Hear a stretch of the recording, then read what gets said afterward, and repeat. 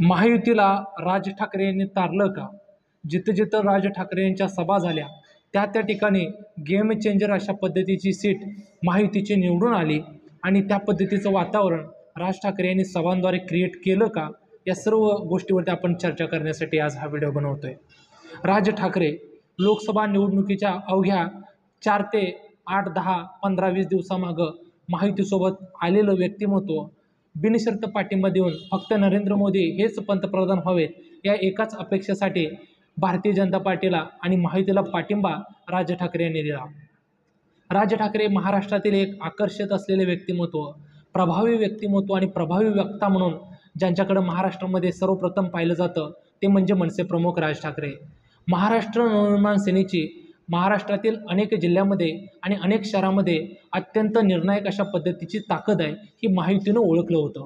मुंबई, ठाणे, कल्याण, डोंबिवली, पालघर, नाशिक, संभाजीनगर, विदर्भामधील काही बेल्ट, पुणे, त्याचबरोबर पनवेल, रायगड इत्यादी ठिकाणी मनसेची चांगल्या पद्धतीची एक मातब्बर ताकद आहे आणि त्या ताकदीला खऱ्या अर्थानं महायुतीला त्या ताकदीचं इंजिन जोडल्यामुळं काही ठिकाणी ज्या ठिकाणी राज ठाकरेंनी सभा घेतल्या त्या ठिकाणी थेट विजयामध्ये महायुतीला फायदा झालेला आहे.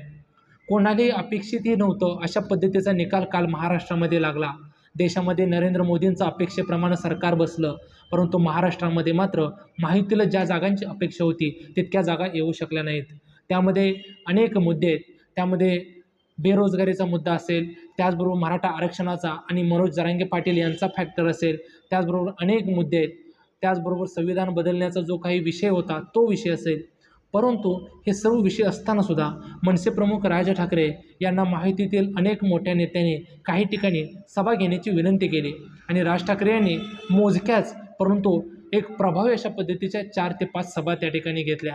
मग त्याच्यामध्ये एकनाथ शिंदे यांचे चिरंजीव डॉक्टर श्रीकांत शिंदे आणि ठाण्याचे लोकसभेचे उमेदवार नरेश म्हस्के यांच्यासाठी घेतलेली कळव्यातील सभा असो, त्याचबरोबर राज ठाकरे यांनी स्वतःचे आपले जवळचे मित्र आणि कोकणातील मातब्बर नेते नारायण राणे यांच्यासाठी घेतलेली रत्नागिरीमधील सभा असो, त्याचबरोबर राज ठाकरे यांनी पुण्यामध्ये मुरलीधर मोहोळ यांच्या प्रचारार्थ घेतलेली सभा असो, त्या ठिकाणी श्रीरंग बारणे आणि मुरलीधर मोहोळ यांच्यासाठी ती सभा घेतली होती. त्याचबरोबर मुंबईमध्ये राज ठाकरे यांनी रवींद्र वायकर ज्या परिसरामधून लोकसभेला उभे आहेत त्या ठिकाणी जाऊन त्या ठिकाणी मनसेच्या ऑफिसेसला, मनसेच्या शाखांना भेटीगाठी दिल्या. त्यामुळे ह्या 5 ते 6 मतदारसंघामध्ये अत्यंत चांगल्या पद्धतीचं सकारात्मक वातावरण तयार झालं होतं. राज ठाकरे यांनी या निवडणुकीला एका वेगळ्याच मुद्द्यावरती त्या ठिकाणी नेऊन ठेवलं होतं. मुस्लिमांनी जे काही फतवे काढले होते, मुस्लिमांनी काँग्रेसला मतदान करा अशा पद्धतीनं मौलवी लोकांनी संबोधन केलं होतं. त्या सर्व फतव्यांना मी राज ठाकरे एक फतवा करतोय की तुम्ही भाजपला मतदान करा आणि हिंदू नेत्यांना मतदान करा अशा पद्धतीचं त्यांनी नॅरेशन सेट केलं होतं. आणि राज ठाकरे यांनी फक्त हिंदुत्व किंबहुना धर्मावरतीच राहिले नाहीत, तर इथून पुढं संस्कृती आणि धर्म आणि याच्याही पलीकडे जाऊन विकास या मार्गावरती सुद्धा राज ठाकरे यांनी भाषणामध्ये मुद्दे मांडले. असा कोणताच धर्म नाही की जो धर्म संस्कृतीच्या आडून उपासमारी करायला लावतो, किंवा असा कोणताच धर्म नाही की जो धर्म पोटासाठी संस्कृती पाळावं लागतो अशा पद्धतीचे त्यांनी भाषणामध्ये मुद्दे मांडले.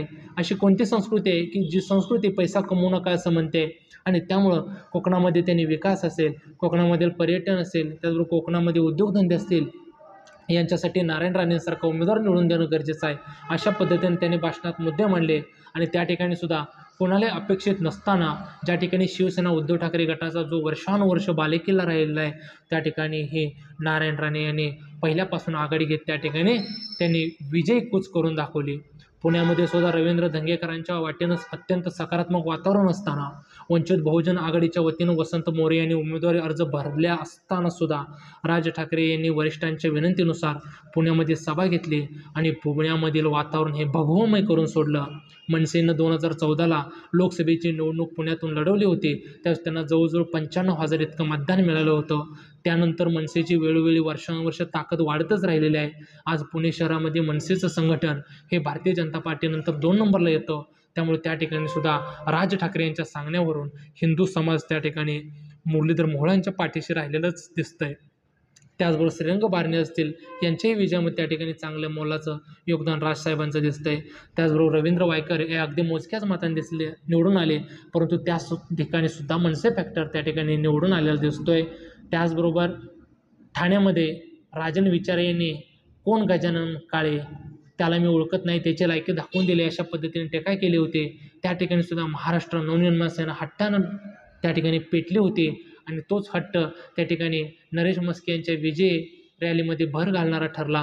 त्याचबरोबर एकनाथ शिंदेंचे चिरंजीव डॉक्टर श्रीकांत शिंदे यांना ज्या पद्धतीनं राजूदादा पाटील यांनी पाठिंबा दिला, त्यांचं ज्या पद्धतीनं काम केलं, महाराष्ट्र नवनिर्माण सेनेची त्या मतदारसंघामध्ये जवळजवळ 2 ते 2.5 लाख इतके मतदार आहेत. जे काही एकनाथ शिंदेंच्या चिरंजीवांना डॉक्टर शिंदेंना त्या ठिकाणी लीड मिळालं, ते लीड मनसे फॅक्टरमुळंच मिळालेलं आहे, हे सर्वांना लक्षात आलेलं आहे. त्यामुळं महाविकास आघाडीला जास्त जागा मिळाल्या, परंतु महाविकास आघाडीच्या तुलनेमध्ये जरी महायुतीला कमी जागा मिळाल्या असल्या तरी त्या महायुतीला जागा मिळण्यामध्ये राज ठाकरे यांचं सुद्धा योगदान नाकारता येणार नाही, हे सुद्धा भारतीय जनता पार्टीला आणि महायुतीला कळून चुकलेलं आहे. कारण राज ठाकरे यांनी ज्या ज्या ठिकाणी सभा घेतल्या त्या ठिकाणचा उमेदवार निश्चितच विजय झालेला आहे. त्यामुळे महायुतीच्या वरिष्ठांना आता वाटत असेल की अजून राज ठाकरे यांच्या सभा आपण घ्यायला हव्या होत्या. नक्कीच हिंदूवादी मतांचा त्या ठिकाणी चांगला परिणाम झाला असता. विशेषतः संभाजीनगरमध्ये तर ज्या पद्धतीनं मनसेनं काम केलं, त्यामुळे संदीपान भुमरे जी सीट एक्सपेक्टेबल नव्हती, ती सीट त्या ठिकाणी निवडून आणण्यामध्ये मनसेचा फॅक्टर त्या ठिकाणी महत्त्वाचा ठरलेला आहे. त्यामुळे अनेक ठिकाणी ज्या ठिकाणी भाजप महायुतीचे उमेदवार काट्यावर पडले, त्या ठिकाणी राज ठाकरे यांची सभा व्हायला हवी होती. अशा पद्धतीनं सद्यस्थितीला तेथील उमेदवारांना वाटत असेल, इतकंच नक्की. धन्यवाद.